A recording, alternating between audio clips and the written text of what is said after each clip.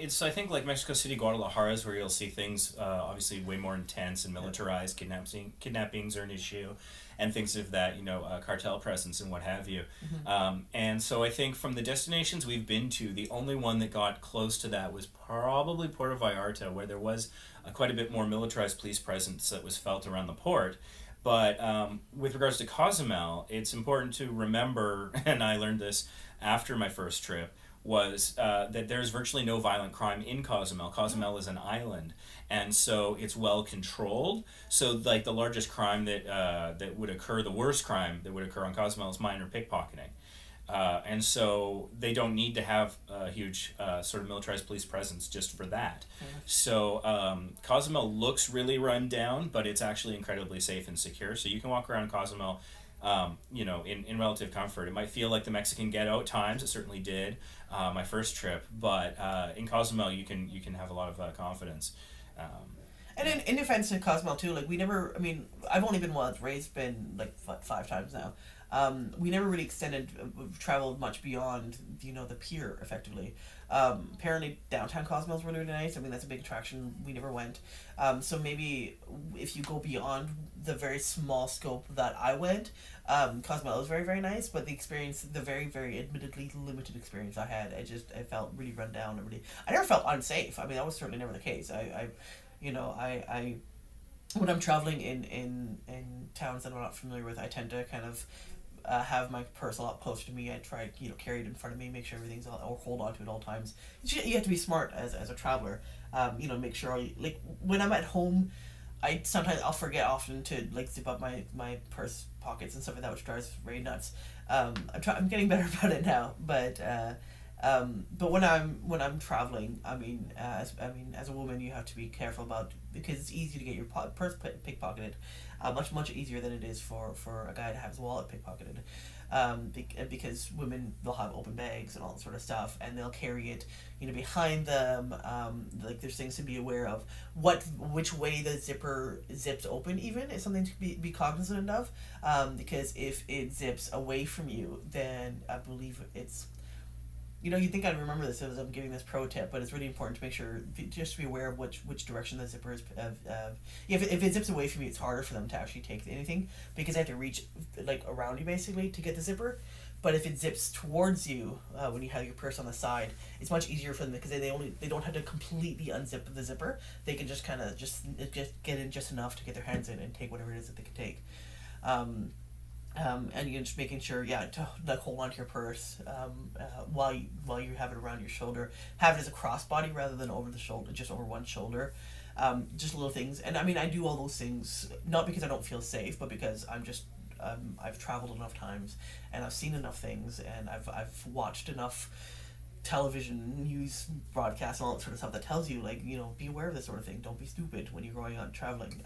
Don't I've recently I've had one family of a coworker of mine. Her daughter, when she was in Spain, had her passport stolen, and I think some of her friends also had their passports stolen. All while they're at this sangria party in Spain, and then her sister-in-law went to Spain also. Like 2 months later, not even accidentally fell asleep on the train, and for like we're talking minutes maybe, and everything was gone by the time she woke up. Like she wasn't even aware of the fact she'd fallen asleep. It was that fast. And so again, she'd lost her. She had traveler's checks. She had her passport. That's all gone now. And so just these things, and again, like the girl, she had her purse open, and she's a very, very smart traveler. Just she's at a party, she forgot or whatever. Actually, I don't think it wasn't her. It was her friend that had her purse stolen, and her friend isn't as well traveled as my coworker's daughter is, and so she didn't know to keep her purse closed and on her body and hold on to it at all times. And again, you're at a party, you forget about that sort of thing. You get caught up in the excitement of things. But it sucks. I mean, you don't want to be. I mean, you don't even want to be at home and having your wallet stolen and your credit have to worry about your credit cards and this and the other thing. But then you're in a foreign country and now you have to worry about is there even an embassy in your town? Like this girl, she was in Barcelona, and the Canadian embassy's not in Barcelona. She had to go to Madrid, and it was during the run of the bull season, and so the trains are filling up real quick, and they weren't running all the time, and so they lost days because they had to go get to the Canadian embassy so they can rush passport. They had to get people to verify that she is who she says she is. She had to get money wired to her, like all this sort of stuff, because everything was taken. Like this is all. I mean, think about how much of a pain in the butt it is to get your just again back home just to get your wallet replaced and your license and all that sort of stuff. Now multiply that by a factor of 100, and you're then slowly approaching how much of a massive pain it is to getting all that stuff replaced when you're in a foreign country. And so just like don't be stupid about that. Could you imagine the roaming charges where you're on hold with Visa? Oh my god, yeah. That'd be unpleasant. And just like sort of a traveling pro tip for guys in terms of like your wallet. I would recommend, always have a back pocket with a button on it, so that you can button it up when your wallet's there and keep it buttoned all the time. It might be a fashion sacrifice. You might not be able to wear those jeans you might want, but it's very useful because the story I tell to exemplify this is I was in the Vatican, and I was in the Basilica at the Vatican, and someone tried to pickpocket me. There's many people would think there's very few more holy sites than that, and someone tried to pickpocket me there. And because I had, I was wearing Dockers that had a button, and they were shorts or whatever, and so I felt the tug on the wallet where they had reached in, two fingers, one on either side of the pocket, to grab the wallet and pull up, but they didn't realize the button had been closed, and so they couldn't get it up. I felt the tug. I looked around and I saw the guy. He screamed and he ran. Nothing happened. He just ran, and that was it. It's not like the Swiss guard came running in after him or something, and most of the people around there just acted as if nothing had occurred. And I wasn't too upset. I mean, I won the exchange. I didn't lose anything, and so that was fine. But also the lack of the reaction was noteworthy, so that it's like, okay, this is fairly common, at least in that one situation. So I'm thinking, walking around Ensenada, I would think is probably a little less secure than inside the Vatican, I would think, Yeah. where you're surrounded by Swiss guards at this holy site. So that's at least for guys. That's my big recommendation. If you want to go with like a travel passport pouch that goes under your clothes at the waist, you can totally do that. But you want to keep some money accessible without having to get into that, and so you put that in your wallet, and so your wallet, always keep it in a pocket that's buttoned. I hear too that like from travel experts is that they actually recommend the men wear their wallets in the front pockets, because it's much harder to pick a front pocket than it is to pick a back pocket.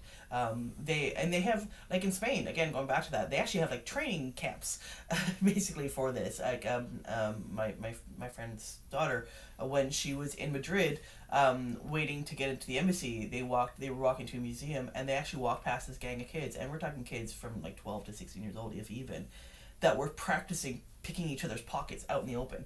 And so I mean for them, and so it's kind of interesting for them, and they actually turned it into a bit of a game. My friend's daughter with her friends, because they went to the museum, and when they walked into the museum, the guest services person, he's like, just so you know, there is a gang of pickpockets that are here. We are aware of their presence. We're watching them. We're keeping an eye on them.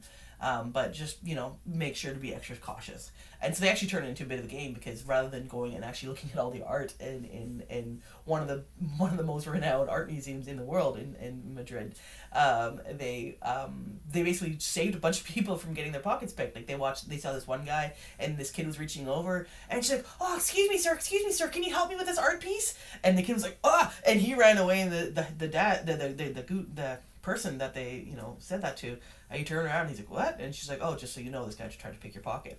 And they're like, oh well, thanks. And so they spent like 3 hours doing that, and they said, at least that's the way I remember the story, and they said it was a lot of fun. They had tons of fun doing that. They felt like detectives, and they're like, "Oh, we're saving all these people."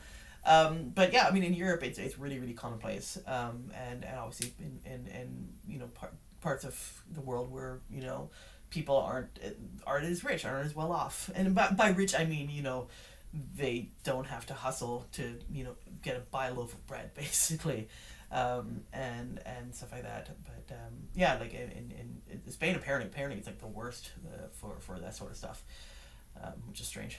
Yeah, I think rich in terms of like opportunity and social safety net. Yeah, exactly. They might have to do that to survive.